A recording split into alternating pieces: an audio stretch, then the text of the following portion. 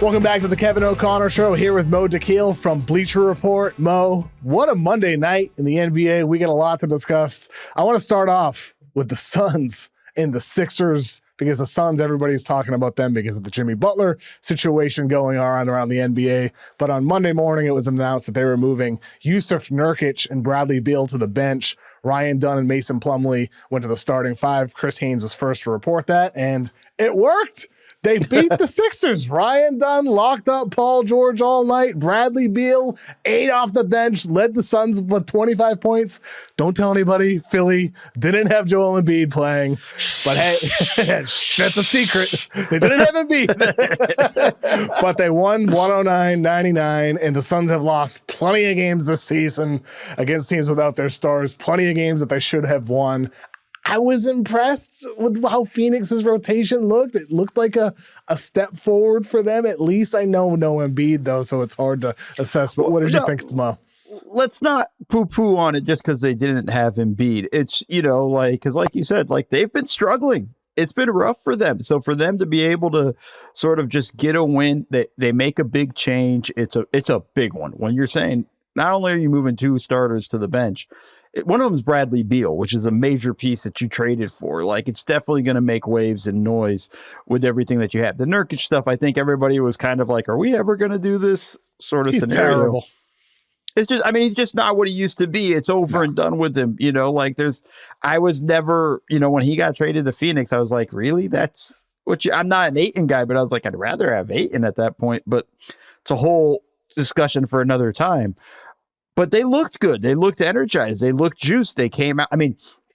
They did not come out good, right? They started the game and you're sitting there going wow, only 16 points in the first quarter. You're like, guys, if that, more you're just like, okay, so we made this big change and that's not working. We're done at that point, but they're able to kind of put it together. They go on a run. They get themselves going. Beal, like you said, comes off the bench, and it looks like he's very accepting of the role and jumps in off the bench and ready to go and drops 25 and helps to kind of carry them. It's an interesting and gutsy move from Bud, but at the same time, if you're Bud, you got nothing to lose at this point. And I was impressed with them, the way they kind of, after that first quarter, really kind of continued to play on. I was pretty impressed with everything that we saw them put together. For sure. And look, I think for Phoenix, if the Butler deal's there, they still have to make it. There's really no other deal that, in my opinion, gives them any glimmer of hope. Butler's the one guy that they could acquire as an upgrade over Beal. Is there anybody older that they can get? It's just, let's just keep getting old guys and Sorry, the truth is what they should do, Mo, is they should go the other way. Trade Booker to Houston for a bunch of firsts, trade KD the highest bidder, reset Button, and that's what they should do. That's what they should do. But I don't think Matt Ishbia, their owner, is going to admit defeat with what the path they went down yet. So they're going to go for Jimmy Butler. They're still going to try to do that. Bradley Beal, his situation right now, he's coming off the bench. He's got 25 tonight. He's still a 40% shooter from three. He has something to offer teams. He's just way overpaid. So for him, this is almost like an audition to say, hey, I'm not totally worthless. I'm just overpaid to some of these teams. I'm just slightly worthless. I'm a step above worthless. No, I'm replaceable. Replaceable is better than worthless. I guess right. What's the phrase we want to use? Here's the real phrase. It's placeholder. That's what I believe it is for, say, earlier today on X, I posted a deal saying, hey, maybe the Pistons should be the third team for the Heat and the Suns. And Pistons fans jumped down my throat. They're like, you dumbass, you don't care about us. You just want big market teams to get a star player. You don't care about our future. I'm like, no, Beal is only 2.5 more years. That's before Oscar Thompson's getting paid. That's before Ron Holland. That's in the middle of Cade's deal. 2.5 years is not that long of a time for a guy that, you're not far back from the 4 or 5 seed right now in the East. It's, what it is. Here's the thing about the Beal deal. This is why I wouldn't, if I'm a GM of the other teams, I'm not trading for Bradley Beal. Team. There's no team? Is there any team, Mo? No. I'm just telling you the reason why is the no trade clause. Well, what if he agrees to waive that completely for the next He deal? didn't do it the first time. Like he doesn't, you know what I mean? Like he didn't do it when he went from Washington to Phoenix. And like that's the situation's changed though. Like, does he want to rot in Phoenix on like with a team that doesn't want him? He wants to control where he goes though. And I think even if he goes to the next place, he doesn't want to give that up and get shipped. That's the only thing. Like, because great points. First off, you're right. It's only 2.5 more years left on the deal. It's he's overpaid, but he still can score. He's dropped tonight. He dropped 25 tonight. You got to pay somebody. You're going to end up in those instances. It's the no trade clause because then it's like, okay, but we're stuck with him for 2 years. Like, or if he wants to leave, he is going to dictate the terms literally and how he's going to leave. I don't think Miami's going to want Beal back. Listen, they were in the running for Beal the first time when he was being traded from Washington, but he wasn't willing to waive the no trade clause part of his contract. And they were like, all right, well, we don't want him then. And I think that's kind of the stuff I wonder this time around. If you're able to convince him to waive that this time, that's a different story. And I think a lot more teams get interested. Yeah, I mean, look, that's a fair point. Maybe if he does waive the no trade clause, there could be more teams. You know, earlier today, after I posted that about the Pistons, I had a handful of, people in the know and execs and whatnot just saying, hey, like, could there be anything to this? And the feedback I got is probably not. Detroit, it seems like that there wouldn't be interest in Beal. Tom Haverster wrote a great piece on his Substack, Tom the Finder, where he connected the dots between the Bartelstein family and the Tellem family, between the Suns and Beal's agent, who is Mark Bartelstein, and there's connections between the Pistons and the Suns and all that, yada, yada. Like, I think that all can help facilitate talks, but it doesn't guarantee interest. Just like if you're in a fantasy basketball league with your friends on Yahoo, just because you're best friends or you're brothers with somebody doesn't mean that you're going to make trades. It might just help communication, but it doesn't mean that there will be a guarantee of a trade. So I think Detroit's interesting for that reason. But what I'm really intrigued by here, though, with the Beal, especially involving, Miami 3-way, 4-way trade stuff is, is there anybody else? Like, is there anybody else that makes any sense? Because my understanding with Miami is that every offer so far, whether it's from Phoenix or elsewhere, is giving them salary that goes into next season. And that's not what they want. They don't want money entering next season. They'd rather just let Butler walk and have flexibility. So, I've heard that Phoenix and Miami are talking like third, fourth teams involved to try to figure something out. Like, it just feels like so complicated to find anything that can work here. Anything. And it's so hard when you start adding a third team. Adding a third team is very difficult in trade situations.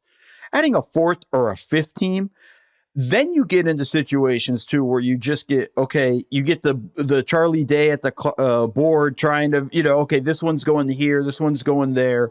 We're sending this money here, and then does it work within the cap? And then you have to sell, 4 owners on it. Like, it becomes a very difficult thing. Like, I'm not saying it's impossible. We've seen these things done before. We've seen massive, massive trades. It's just so difficult in terms of pulling all of this stuff off and pulling the right levers to making it work. I find it fascinating. And Miami's doing the right thing.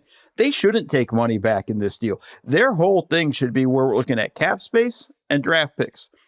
That's really what this team, the thing with Miami is they've been so resistant to bottoming out for so long that they've kind of are in a situation now where, like, all right, let's bottom out and let's just get as many draft picks as we can.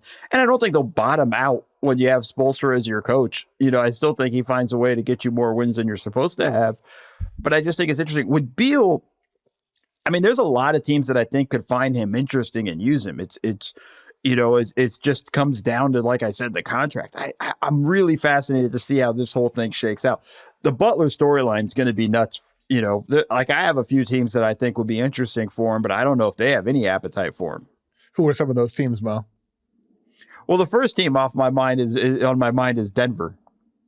I'm with you, Mo. I said Denver should go for him trading MPJ, but this was before the recent MPJ explosion.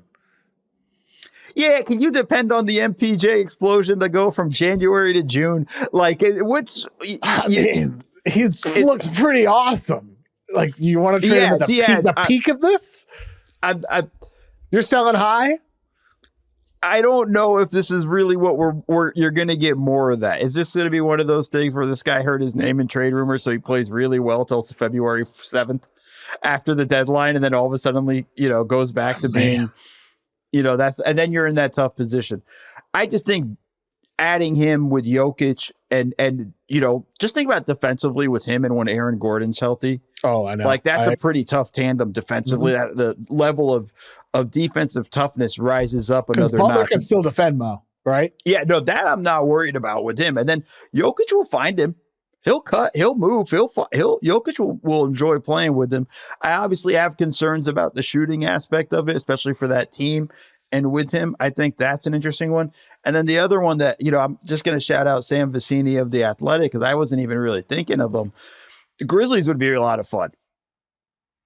I mean, the Grizzlies have been kind of recently talked about a bit more often with, the Marcus Smart stuff out there, packaging it with Kennard, Conchar. So I think in recent days, it's been a bit more out there. But I'm sure like Sam had it out there earlier. And I know Tom Haverstraw and Dan Devine did a podcast as well with Yahoo talking about, hey, maybe the Grizzlies, because like it could be a random team. And now the Grizzlies went from random to, oh, wait a minute. We're in the mix.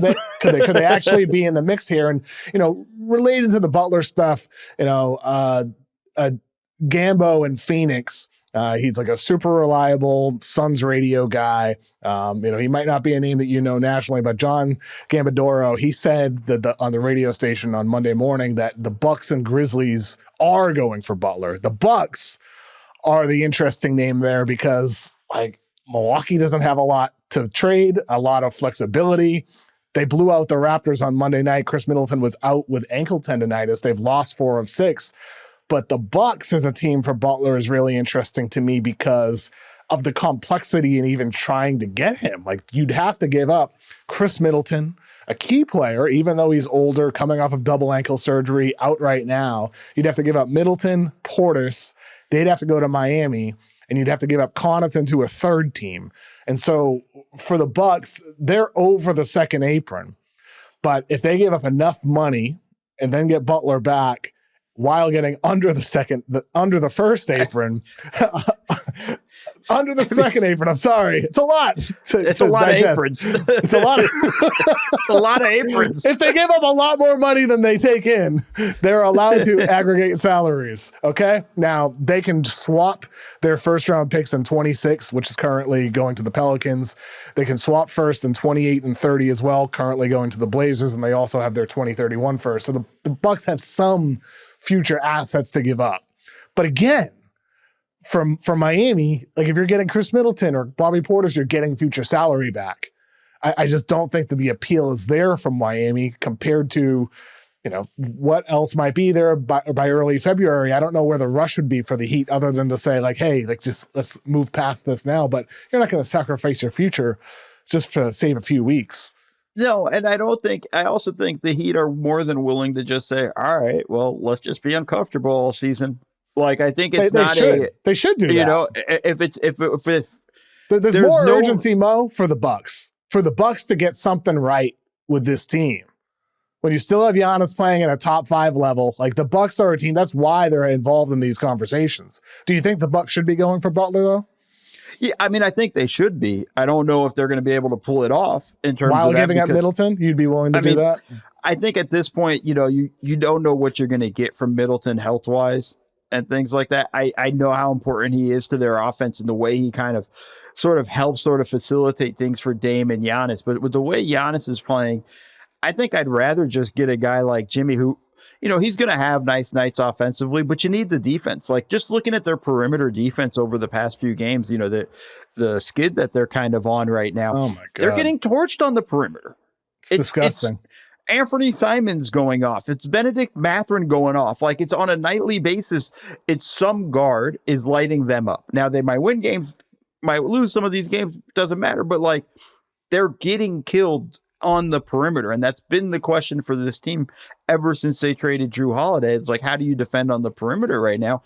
And they don't seem to have an answer. They don't have the guy where I'm like, that's their defender. That's why I would say Jimmy Butler does make sense for them in that scenario where you look at it going like, okay, we could put him in the perimeter and he can try to shut down some of these guys, at least slow them down for the love of God. Like, you can't keep sort of giving up these points over and over again. I know Dame's going to get you a lot back, but it becomes so difficult, especially come playoff time, to make up for that. I mean, Dame's going to get you a lot back, but he's not getting you as much back as you thought you were trading for.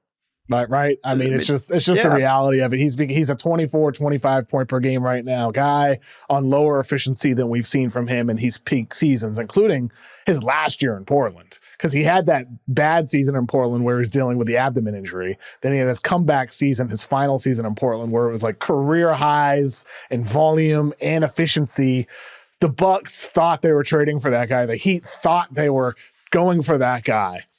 And Milwaukee ends up with him, and they, it feels like a big victory, but that's not the Dame you got. It's just not the guy that you got. And so I think that's one reason why you're going after Jimmy Butler, because you need more of that creation, more of that reliability. And Butler adds downhill attacking and defense. Maybe you go small more often with Giannis at the 5.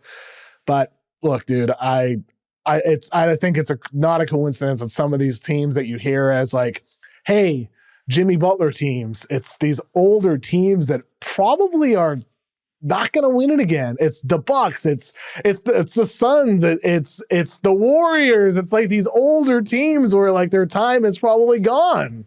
I think of it as a movie, whoever gets him has to do the movie montage of like one last job, right? Like, it's along those lines of like, all right, we're in it for one more run, because that's basically what you're doing. Because I don't see a young team wanting to do this. Like, Houston was talked about so much early on. Except for Memphis. I mean, Memphis to me is kind of quasi-young in that point, where they're at the point where they've been around enough in the playoffs and whatnot, where I feel like he could help in that regard.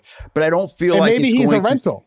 He could be a rental too. Like, he could be like their Kawhi, where like go for it for a year or two and then maybe send him off. I don't think with Memphis it's the same as it would be for Houston.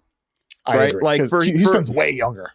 Way younger, right? And that's the team that everybody kind of has brought up early on, right? Like, early on, it was, oh man, maybe Houston's going to be the team that's going to, trade for him or whatnot. And I just think, like, the way I look at it is these young teams, I don't want to jump their timeline forward. Memphis to me isn't a team that they don't have to win right now, but they're not a team that if they got Butler, it's really going to sort of jump their timeline. Like, these guys have skipped ahead of them.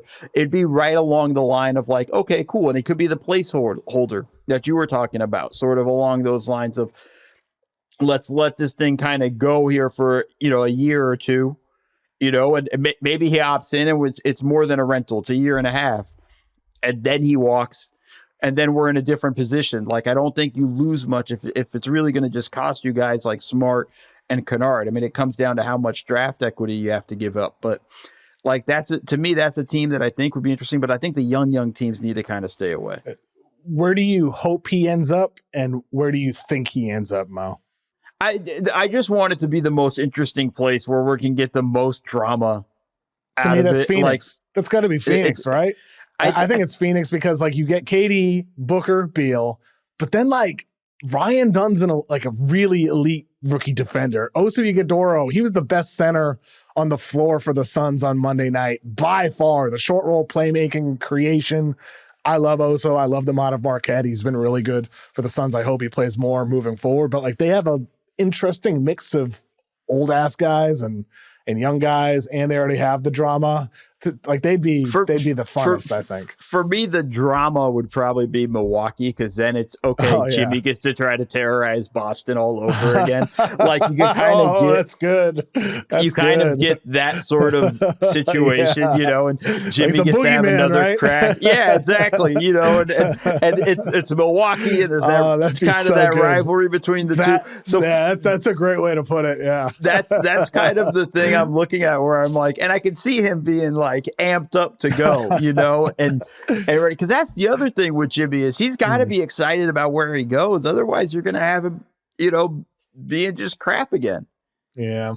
Milwaukee, I hadn't thought about it from that angle for Milwaukee. That's a good angle, Mo. I just think it would be the most fun.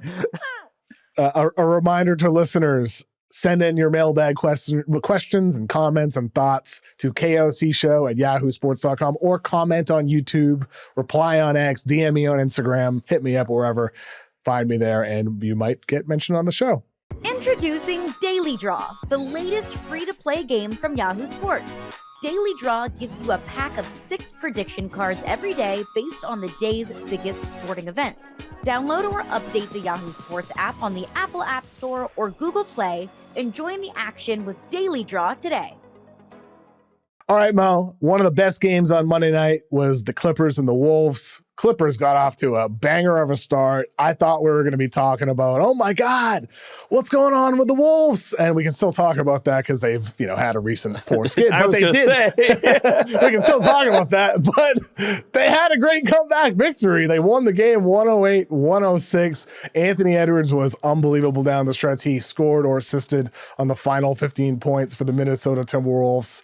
We can still talk about concerns with Minnesota because I don't think one game necessarily changes that. But we can give them a second though, because besides down the stretch, I thought his third quarter was amazing from Edwards. Oh, for sure. And really just goes completely nuts with the way he played in that scenario. And I think what did you see from him in this fourth quarter? Like, is there something sustainable from this? Is there something that he did differently in this second half that you feel like, oh, maybe this could be a good thing for Minnesota moving forward? I think it just got more to the point of him just going like, all right, I'm taking over. Like, I'm done dicking around. I'm taking over at this point. I'm not going to, all right, let's get everybody involved and things like that. It's my time. This is my team. It's kind of him taking the reins in that sense. I know it's not the what everybody wants is the more technical, like, oh, he did, he dribbled and crossed this way and No, it was just the attitude, a sense of like, this is my squad now. Like, he came out at halftime going like, we're not losing to these freaking guys. Like, he didn't give a damn. He made a comment after one of the games over the weekend, or maybe it was last Thursday. I think it was last Thursday. He complained about being double teamed as much as he is. And he's getting blitzed and pick and rolls more than anybody in the NBA. Opponents are trying to take the ball out of his hands and force it into the hands of the roller or somebody else on the floor. It seemed like there's a bit more of a willingness to play make from him tonight. I don't think this is necessarily just because he racked up 8 assists. It felt like that there is that element as well as part of that takeover mindset. Did you see that as well, Mo? Yeah, I feel like the playmaking has been something he's been trying to do for most of the season. He's to be honest with you, he has no place when you're getting blitzed as much as he is. It's you have to, right? And that's how you adjust to things. The one thing I think I'd like him and the Wolves to kind of work on too, though, is when he gives it up against the blitz, try to find a way to get it right back, and then or attack right off of that, whether it's hitting the short roll and then coming immediately off for a handoff and getting downhill. Like, there's little things that maybe they can kind of work on and tweak with that. But here's the thing I thought when I read his comments of him complaining about the double team. Yeah, welcome to stardom in the NBA. Like, that's just the way it is. All these guys, when you're at his level, you're going to get double teamed all the time. Like, we mentioned Dame. That's what killed him in Portland, that one series against New Orleans. And he spent the entire offseason working on how to learn how to attack double teams. Like, that's the progression that he's going to have to learn if you're Edwards over time. It's more of a, hey, like, the respect. Everybody understands how damn good you are, that they got to get the ball out of your hands. They'd rather the other guys shoot than you. And I think there's a little bit of a respect aspect to it. But he's got to learn how to play with that and how to manage that and how he's going to have to learn when to be aggressive, when not to be. Like, let me just put it to you this way. First half, 11 shots. Third quarter, 12 shots. He took 12 more shots in the third quarter than he did the first half. Like, there was an aggression there. And I think part of the way you can beat a double team sometimes is just by being the aggressor. And I think we saw some of that in the third quarter, and we saw that down the stretch, and then him just making plays in the right reads. I feel like he's progressing the way you want him to progress, though, as a player. On the other side of that, with the Clippers, Kawhi Leonard returned over the weekend. This was his second game. He was 3 for 11 in the game, 21 minutes. How have you seen Kawhi Leonard affect the flow of the Clippers? What are your early impressions from him, Mo? Yeah, it's an interesting one where it's like trying to incorporate a new piece. Like such a big piece as Kawhi can really be disruptive to your team. And I think everybody's kind of trying to figure out how to make this work now. How does this kind of play together? I think it's going to be interesting. It's going to take them time. Obviously he's on a minutes restriction. He's playing about 20 minutes a game. They're easing him into it and everything, but it's going to take time. I think eventually you'll start to see guys sort of figure it out. The guy that's going to have to make the biggest adjustment is Norman Powell. Mm-hmm. I mean, the way awesome. He was playing so great, the whole year. Now you bring in Kawhi. Well, okay. Now your touches are going to be fewer. Now you're going to get less shots. Now you're going to how are you going to handle that? Where are you going to get your opportunities? How are you going to adjust to that? And I think that's going to be the important stuff. That's really, I'm giving the Clippers probably about 2 or 3 weeks before I really want to lock in and see what Kawhi's looking like. Because that's when I feel like he'll get the rust off him and stuff, and then the team will sort of figure out who they are and how they're supposed to play with him. But those are the guys like Powell, we got to keep an eye on and seeing how they handle the new adjustment, because Kawhi's not coming in there to just take 6 shots a game, right? He's coming in, he's going to get a lot of shots. Powell had 17 this game, Kawhi had 11. That's probably going to flip over time, and I think as it should. If the Clippers are going to be really good, Kawhi's got to be their main guy.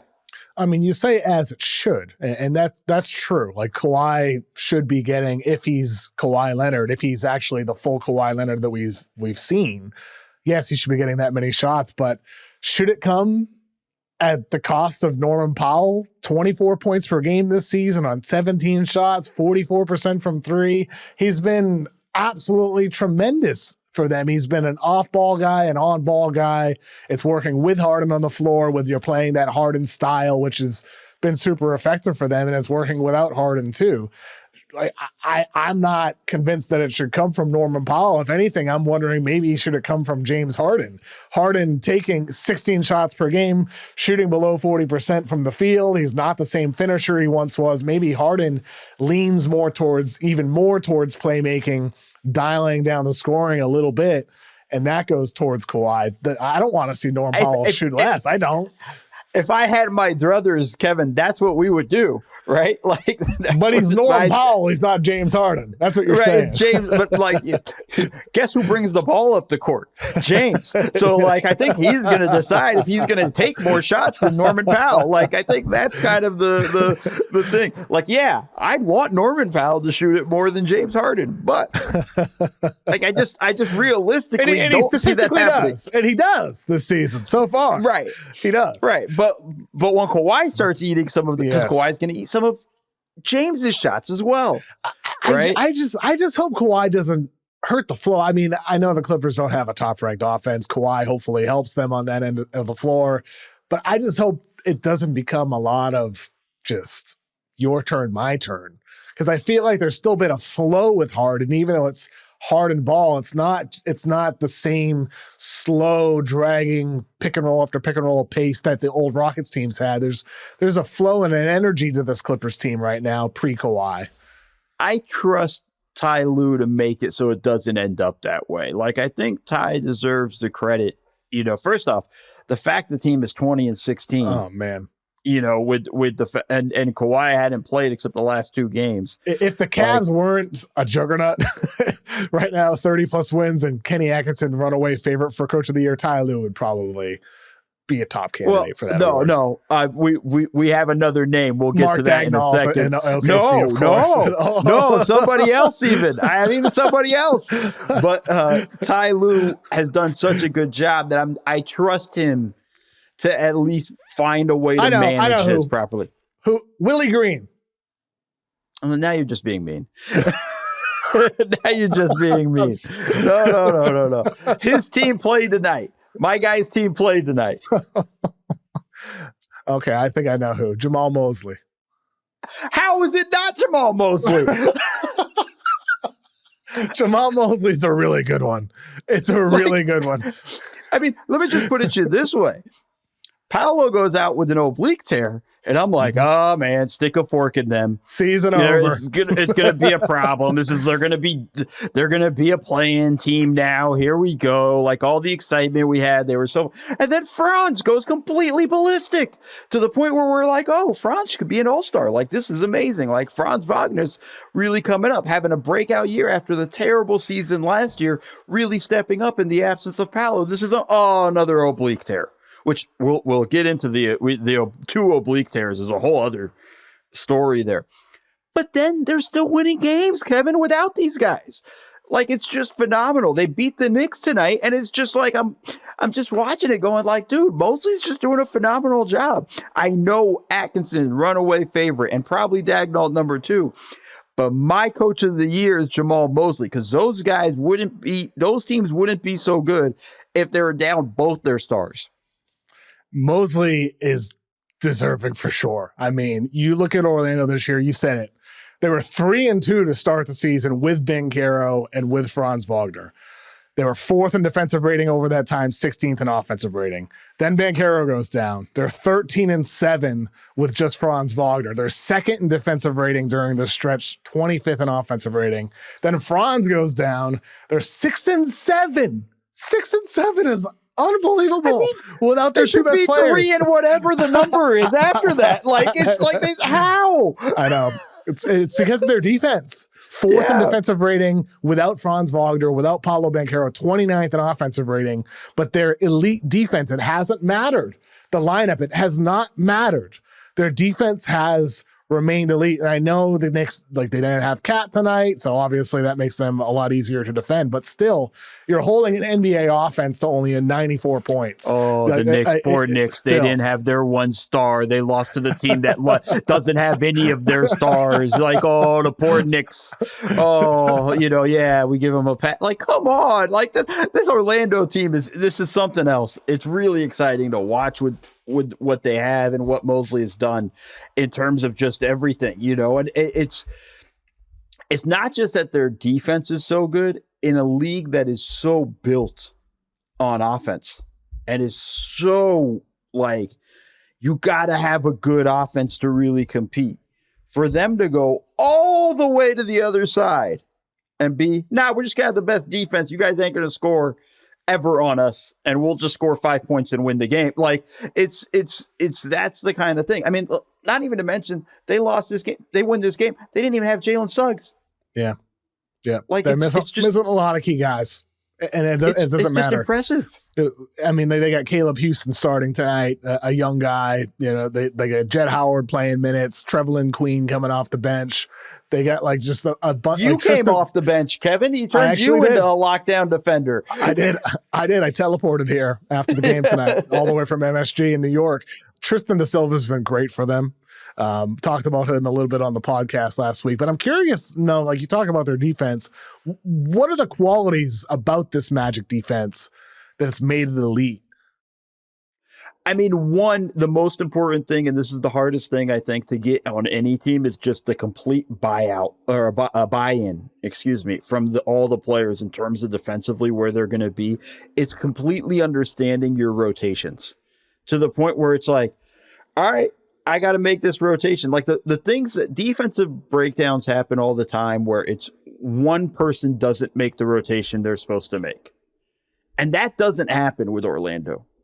They rotate, and then the guy behind them rotates, and the guy behind them rotates, and the guy behind them rotates. Okay, the ball moves here. Cool. Then this guy rotates, and the guy behind him rotates.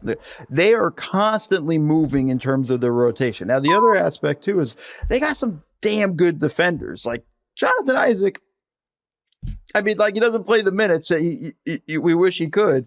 But that's a type of defensive player of the year type of guy in terms of what they have defensively. KCP, older, not quite the defender he used to be, but still solid. You have dogs just across the board with Cole Anthony, with the way he defends. Suggs, when he's healthy, is all over you. Paolo locks in defensively. Wagner locks in defensively. Mo Wagner, also another guy injured, is a guy that's going to bring it defensively. They bring the juice defensively night in and night out, and they understand what their job is on that side of the court. Whereas you have a lot of guys who, by the way, like the players want to make the right rotation. They just don't know that it's the instinct or whatever that draws them to the ball or puts them in the wrong spot, or they did this and this guy cut and put them in a bad situation. Like they are just constantly rotating in a way where I'm just like, damn, like this is a well-coached team, because this has been drilled into them if I had to guess, they do 25 minutes of shell drill every day. Oh yeah. I mean, I feel like you nailed it, Mo. They're a connected team, a prepared team, and the personnel that the front office added, it's pretty clearly like they have a type with what they've gone for. They have a type. They definitely have a type. They certainly, I mean, even Tristan da Silva fits the Franz Wagner, Paulo Banchero, big 6'8", 6'9", versatile defender who can also handle the ball and play make a bit for you on offense. I can't wait to see the way Orlando looks when Paulo comes back. And the good thing for them is they've been so competitive without Paulo, with Franz, and then without both Franz and Banchero, they've just managed to still hold their seeding. And so, like, they can, like, this week, Banchero has moved from out with the oblique to out with, returning competition reconditioning. That's the phrasing they used. He's going to come back very soon. And that's going to be a boost to their offense. And then eventually Franz is going to come back from that oblique injury. That's going to be even a further boost to their offense. They're going to be a tough outcome playoff time. They're going to get a ton of experience, but I just can't wait to see both those guys on the floor for longer than 5 games together once it comes time, man, because the sky really is the limit for this team. They're one of the true bright future franchises in the NBA, and they're already damn good as is. Yeah, and this is just one of those things, like, we always talk about teams like facing adversity. They've faced adversity several times over this season and have answered the call each time. Bingo. So, like, come playoff says a lot time, like about the mental aspect of the guys in that locker room and the coaching staff. Like it's really, everybody always says the cliche "next man up." Like, it's always, especially in the NBA, there's only 12 guys, 15 guys on the team. Next man up. Eventually you run out of guys. For them, they're just, they genuinely embody it in a way where it's actually paying off. Like, it's an amazing story. And again, if it wasn't for Kenny Atkinson having the season that he's having, he's been a phenomenal job. Mark Dagnall, phenomenal job. Like, Jamahl Mosley should be a dude that, to me, would get coach of the year. If I had a vote, I would just give it to him now. But, I don't, and I'm not allowed to, and they're smart to not give me one. Trust me, you should get a vote, Mo. You deserve a vote. They're smart not to give it to me. Maybe they should. Speaking about coaches, did Doug Christie save the Kings? No. 5 games. Maybe 6. It'll be 6 after tonight. It'll be 6 after tonight. We're currently recording this while the Kings are up 50-47 at halftime against the Miami Heat. So they're 4-1 so far with Doug Christie. We'll see how the game results. Of course, no Jimmy Butler for Miami. Also no De'Aaron Fox for the Sacramento Kings. I'm happy that Christie has unleashed, Keon Ellis. For whatever reason, Mike Brown had something against playing Keon Ellis heavy minutes. Like, that was the biggest fault I had with Mike Brown. Like, you're a team that needs defensive help, especially on the perimeter. Hello, Keon Ellis. Feels like Doug Christie has just simply played him. That's one of the big differences. Yeah, no, I mean, the 2 things I've seen the most besides the Keon Ellis stuff, just sort of like schemes or schematically or game planning from them that I think Christie's done that Mike didn't do. And I think Doug's done a good job. Like, me saying no isn't a shot at Doug Christie, by the way. It wasn't. Of course. Like, it's just a few games in, like this stuff, kind of honeymoon sort of scenario with that. But one, he has them taking more threes. Before, when Mike Brown was there, they were 24th in 3-point attempts a game. Since Christie's taken over, they're about 12th. So, like, obviously it's gone up about 4 or 5 more threes a game. That obviously helps a ton for them. And the other thing is they are playing way faster. They are playing at kind of what I sort of look at as Sacramento Kings basketball, but they are playing, their pace is, it's like 101 right now under Christie, and I think it was at 99.3 or something under Mike Brown. And I know those numbers sound like, it's not really a big deal. It's a big deal. The pace is much faster. You can feel them flying up and down the court much more deliberately trying to get into transition and things like that. So for me, I think those are the areas I looked at with with Doug that I felt like, okay, he's done a good job. Like he's really, in the situation he's been in, he's done a pretty good job sort of getting them going. These are the things we want, and they're executing it. And that's going a long way for them. Couple other newsy things. Zion close to returning to action, played 5-on-5 this week. Willie Green says there's a chance that he'll be back soon. Hasn't played since November 6th. Of course, this is a complete disaster season for the Pelicans. They're 7-29. No chance at all for even making the play-in. But I mean, hey, like it's something. It's nice that we might actually get to see Zion play basketball. Let me throw this at you, Kevin. I'm going to throw this way from left field, and this is unfair of me, but I'm a jerk, so that's just the way it goes. Say Zion comes back and he looks good, not great or anything, but he looks good. He looks like Zion. We're like, wow, okay, like this and that. He looks healthy. We're happy with where he is. Better than he did early in the season. Yeah. Like we're like, okay, Zion. This is the Zion we not the Zion we thought everybody was drafting and everybody was going nuts about, but. Would you consider trading him? Oh, without a doubt. I'm considering trading him even if he looks spectacular. Well, okay. So that's kind of like, like where you're at with New Orleans. It's just kind of like, all right, look, this is just not working. It's just not working anymore. Mo, God, if he looks spectacular, I am more willing to trade him. For Jimmy Butler? That's a joke. That was a joke. If you're listening on the podcast thing, I had a devilish smile on my face when I made that joke. It was a joke. I mean, I just don't think you can trust him. But the thing is, here's the issue for New Orleans. Even if he looks good, right? Let's just say he only looks good. Yeah, he looks good. Not even peak Zion, but good. I don't think you're getting a return that makes it worth trading him. But if he looks spectacular and a team's like, you know what, screw it. We'll roll the dice this year and try to go for it and hope he's healthy for one run. Bill Walton style, right? Like where he's had all these injuries, but this will be the year. Hopefully he's able to stay healthy and we'll just go for it. And who knows? Maybe Zion has a historic run and that's what he goes down as. 40 years from now, he like Golden State Warrior legend.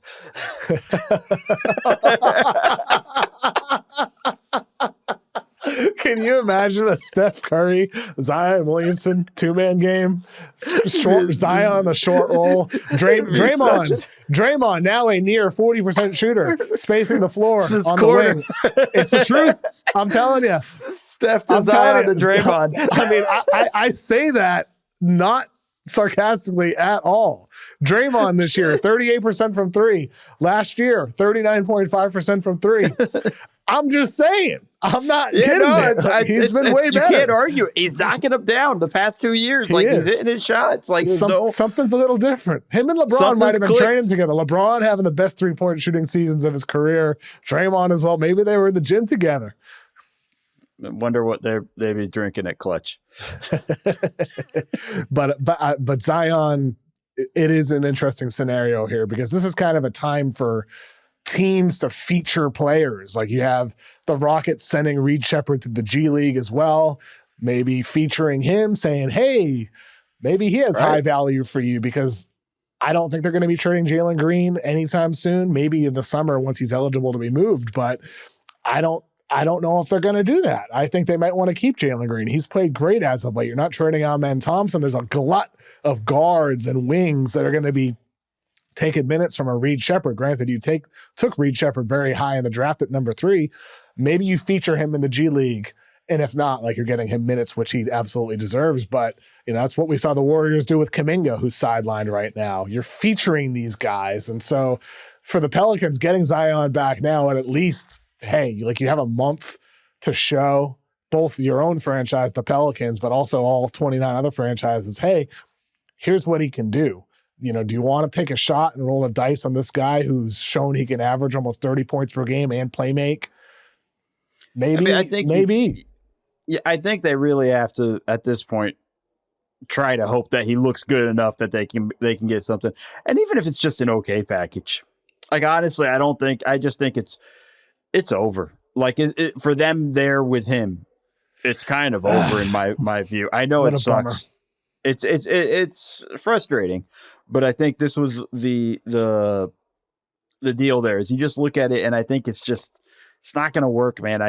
As much fun as it was when that playing game where he was going before he got hurt was so much fun. Before he got hurt. Right, exactly. And that's the problem. Yeah. Before he got hurt is such a regular thing with him at this point. I just think he needs to change the scenery, and I think New Orleans needs to move on from him.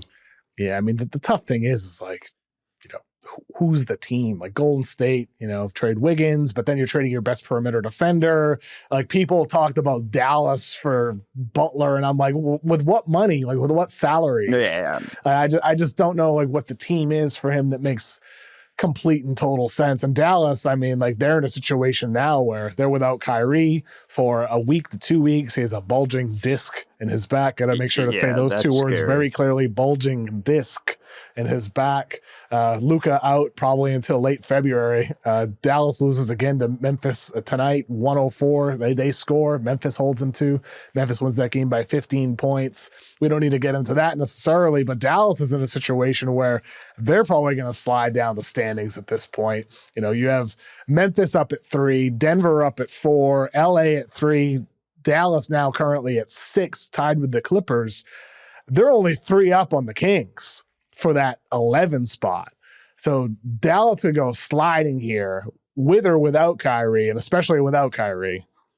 It's a scary time for them right now. Like this is one of those things where you're looking at it going like, all right, we were betting on our 2 main guys and our 2 main guys are out. Like this is the situation you're in when you depend on just 2. And this is something that happens to the Lakers from time to time with AD and LeBron. The Warriors are depending on 1, just Steph.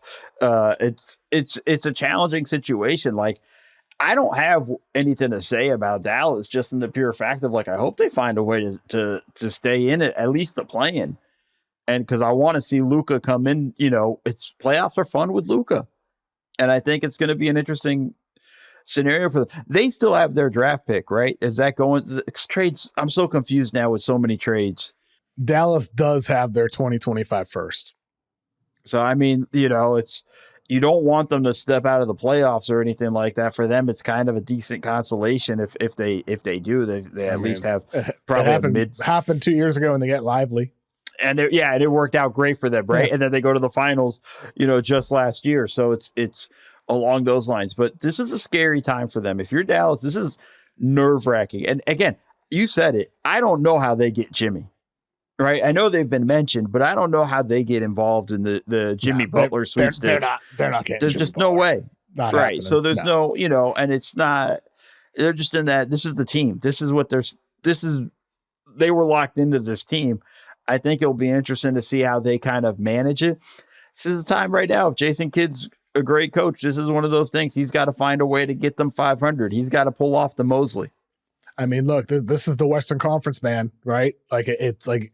Every game is going to matter for that seeding. It is seriously a beast.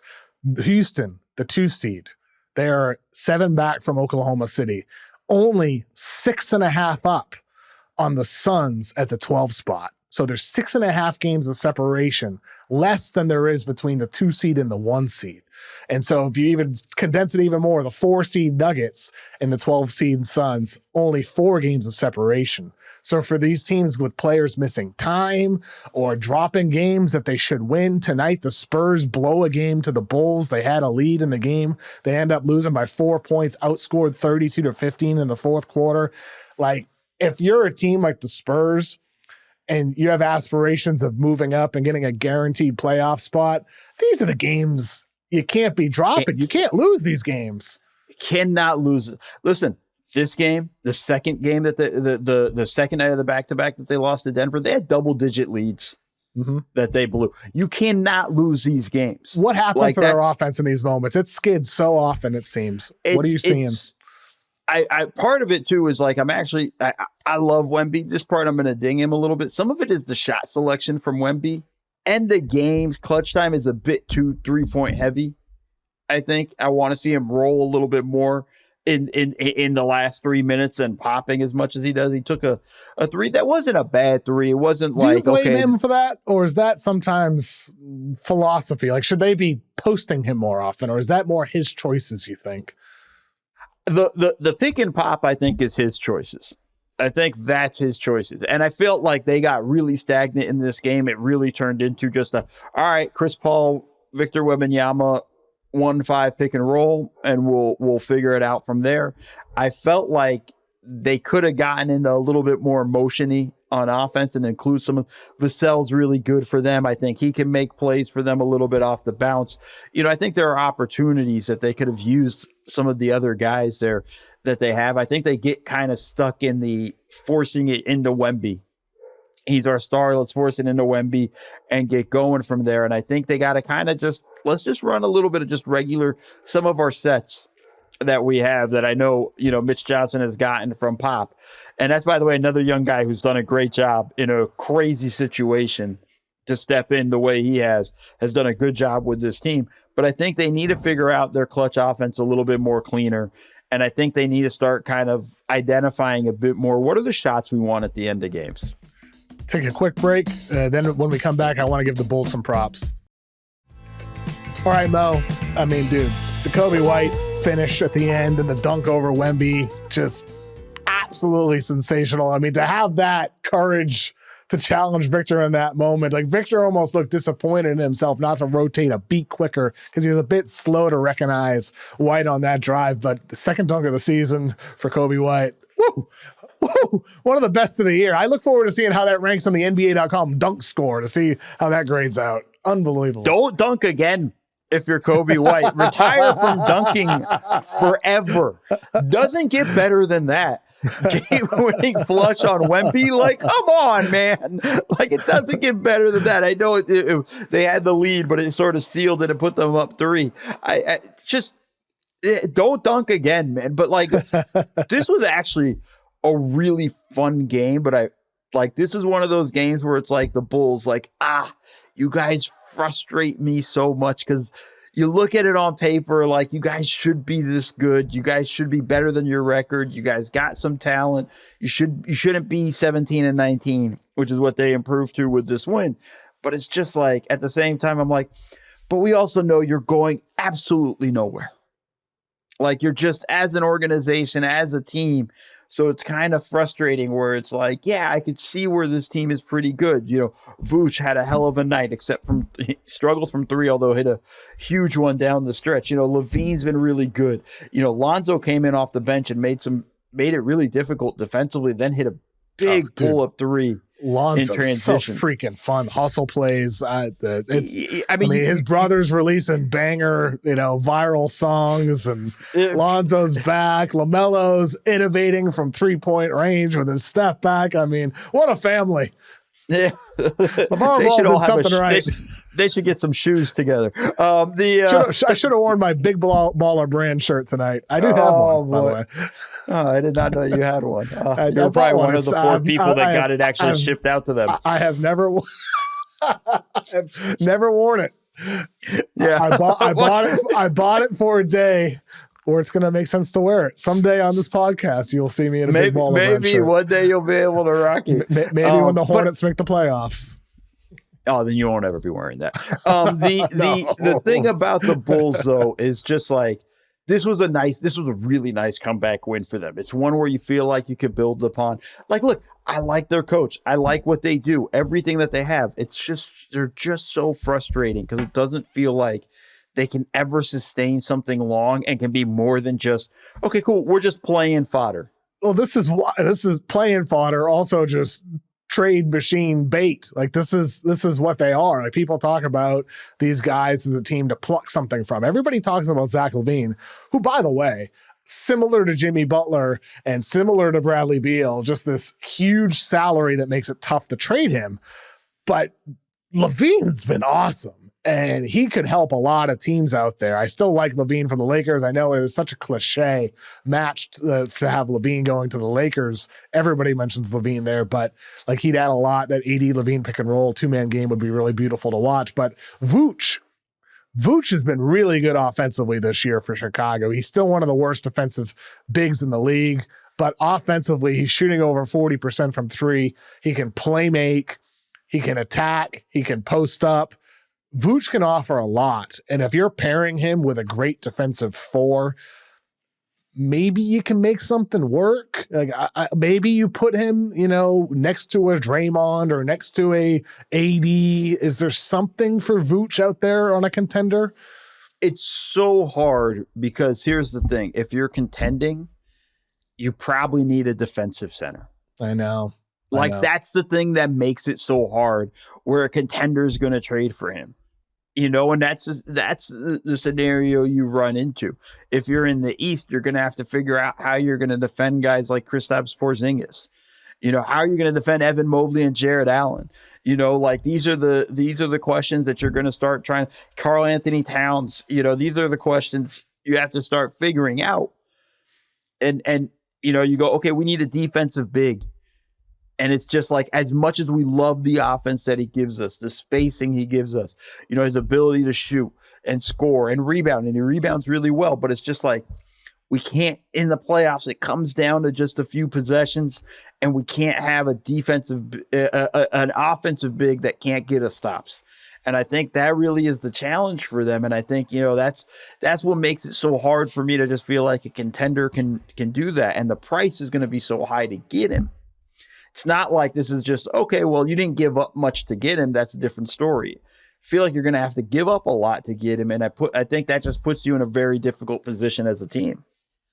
The Celtics and Nuggets play on Tuesday, Mo. I'm fired up for this game. Nuggets quietly 2.5 back from the 2 seed. You got Russell Westbrook fitting in well, MPJ on fire, Jokic having another MVP caliber season. And the Celtics over this last month, it's interesting.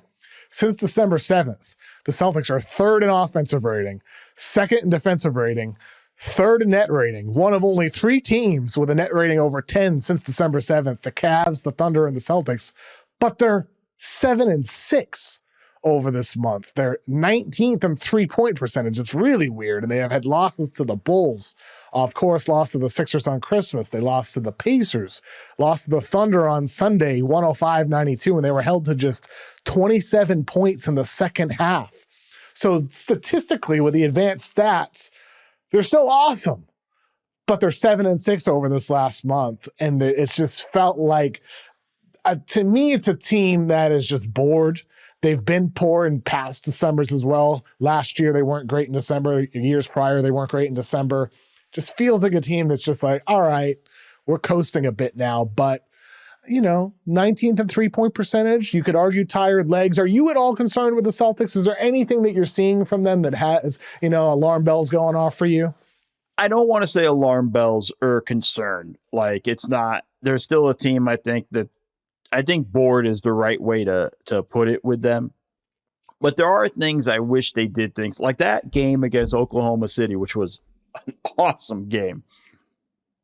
Really showed something in the sense of they had 34 points in the paint in the first half. Do you know how many they had in the second half? I mean, they scored 27 points in the second half, so yeah, so they definitely didn't have 34 again. I'm gonna say 8. No, close. 6. Wow. And they had 0 in the fourth quarter. Wow. 0 points in the paint. I was so concerned I was getting that stat wrong that I went back and rewatched to make sure, because I was looking at the stats can't be right. No, there had to have been a bucket in the paint somewhere in the fourth quarter. 0. Wow. And my thing that concerns me with them is, okay, when you're not shooting the 3 ball well and the defense has done a great job defensively on you, what are you calling to get yourself an easy bucket? And Mazzulla didn't call anything. And it's like, do you have a package of, hey, let's run something and get us an easy bucket? Let's get us a Porzingis a look right in front of the rim. Maybe he misses it, but my job as a coach is to put you in these positions. Do you have something that gets it so that Tatum's in coming off of a screen and should have a lob? Or is there anything because so much of their offense is kind of flow.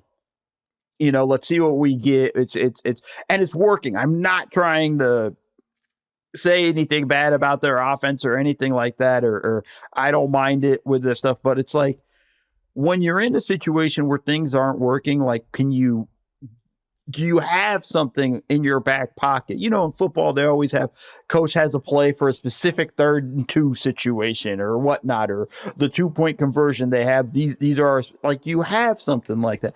That's what worries me a little bit with Boston, because I don't feel like they do. And that game was so eye-opening in that. And I actually did a little video.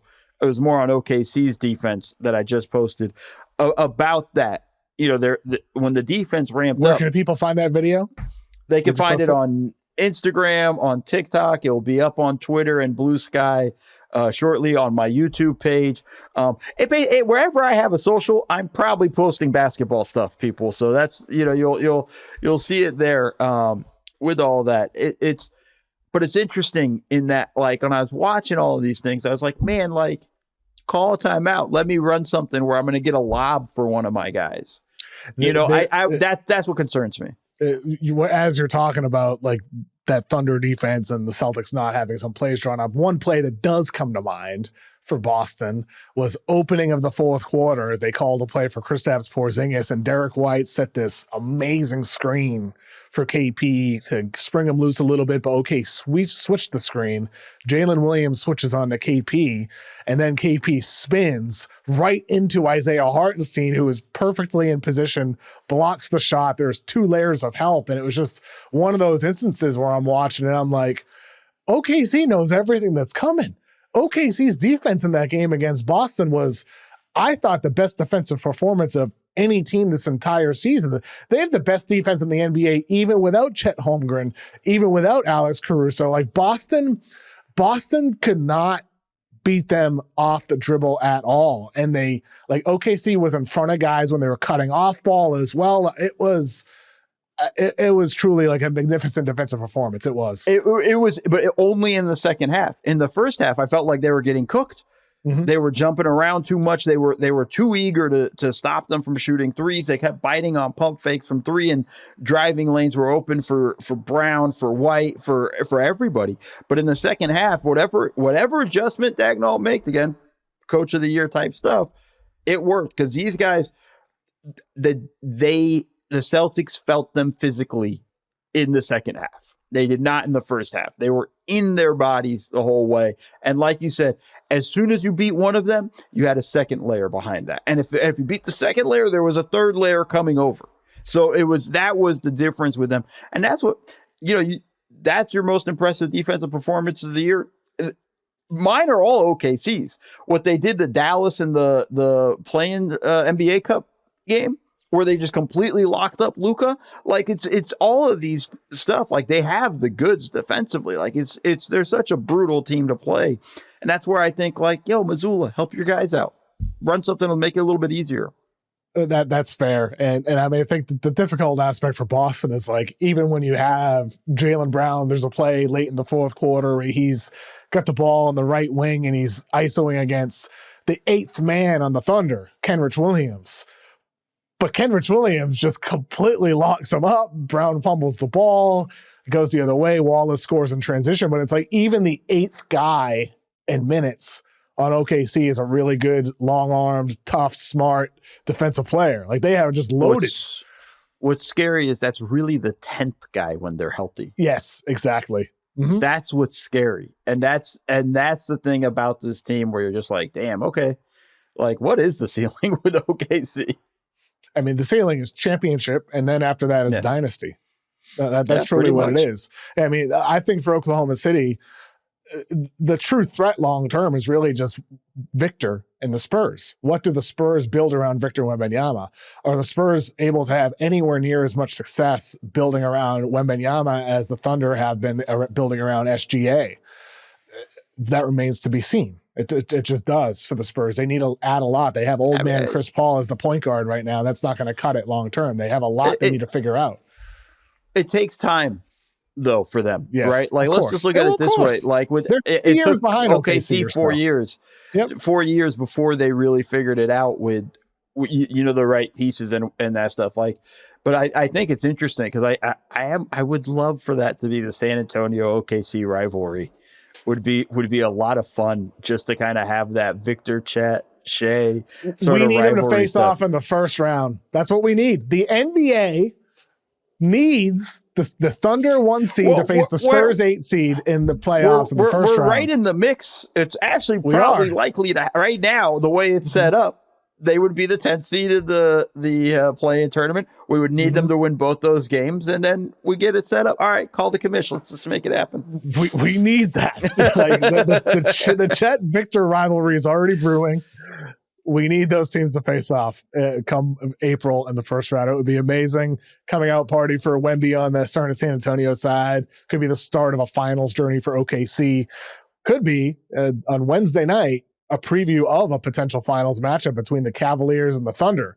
Two teams that have won over 30 games so far this season. Cleveland is 31-4 on a 73-win pace.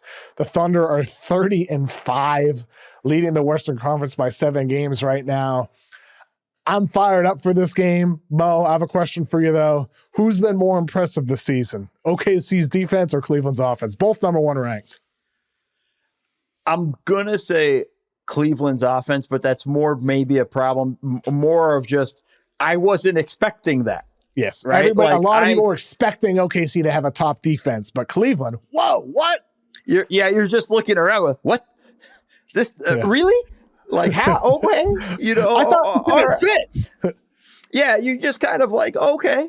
Oh, all right. That's how that works. So you just kind of look at it going like, all right, fair enough with that. But it's not, and that's not to take away from OKC, but it's just the way Cleveland has come out the gates offensively. And also I felt like, okay, after their 15-0 start or whatever, like, okay, they'll come down to earth. Man, they still in the moon. They're out. Like, it's gone. It's 10 in a row, Mo. 10 in a row. I know. It's so impressive. Oklahoma City, but minus the loss of the play-in. That's fine, but it doesn't. Of course, yes.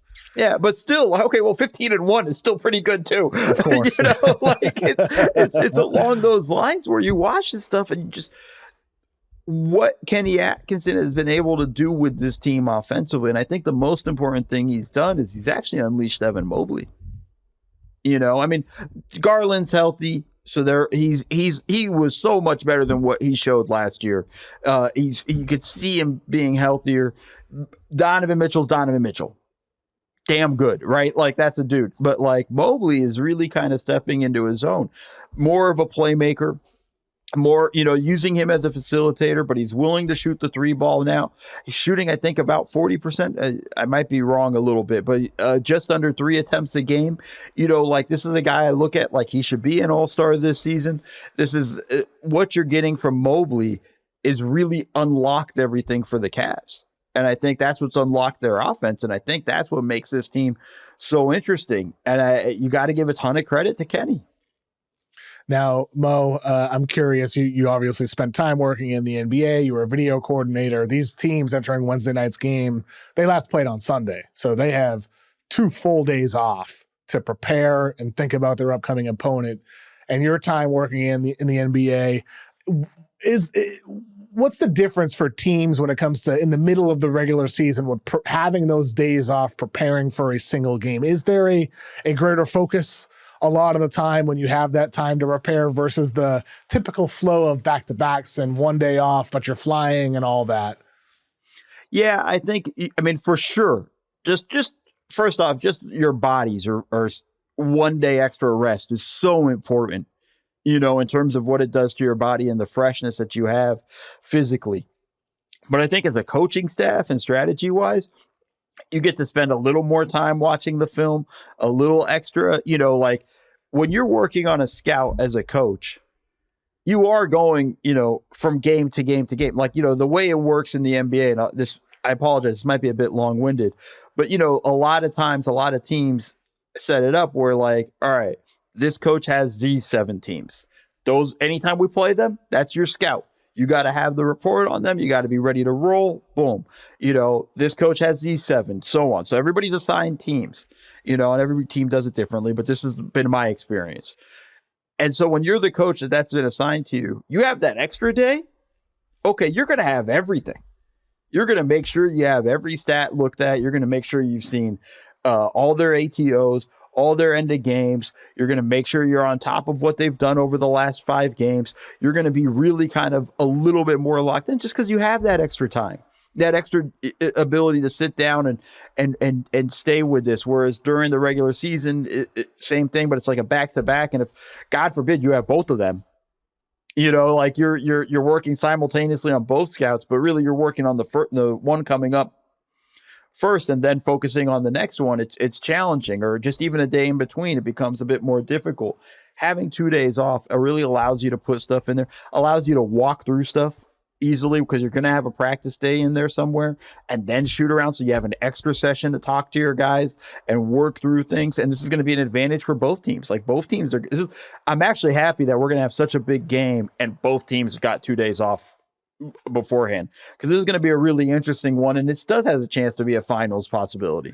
With that time off, does it make this game matter more in the sense to like project forward what you might see? I know it's just one game, but there's so much prep that goes into the game. It gives you more of an idea of what the team might look like with that prep time, that focus on one opponent come playoff time. Yeah, I mean, you're going to have more of that stuff. It's important. Like, this is a big game for both teams. Huge. Like, honestly, this is a measuring stick game for both of them. It's a streak's going to end. Both teams are eyeing each other as the one seed. Both teams are fighting for the top seed in the NBA. Let's assume both of them make it to the finals. This is fight for home court advantage. This is a big game in terms of what you're looking for. So the intensity is going to be there. It's going to be there for the players. Listen, the Cleveland guys just saw what they did to Boston. They're well aware, OKC's, they're not sleeping on Cleveland. Their understanding of this is one of the best offensive teams in the NBA. Like, they're well aware of the challenge ahead of them. This is a fun one. This is a good measuring stick game as well for both teams to kind of see where they measure up with a team that they're not going to get to see that often. I'm excited, Mo. We get a lot of big games this week. Like I said, Celtics, Nuggets on Tuesday, Cavs, Thunder on Wednesday. Some banger performances coming this week. It's going to be Monday was a great night in the NBA. A lot of fun games on Monday night. I just need to say, every night's been amazing. Even on the nights where I think like, meh, kind of night. Like, I'm not excited by some of these games. Next, I turn it on, go like, holy crap, this thing was amazing. Like, you kind of just get blown away. Like, this has been an unbelievable stretch of the season for the NBA. Like, the first half of this season, I've been blown away by the games we've gotten. Like, we've had some nights where it's just absolutely phenomenal performances, games. Like, I love it. This is what I love. Like, this has been exciting. Basketball's fun, Mo. Tonight was fun with Isn't you. it? Thanks for coming on, man. Thank you for having me, bud.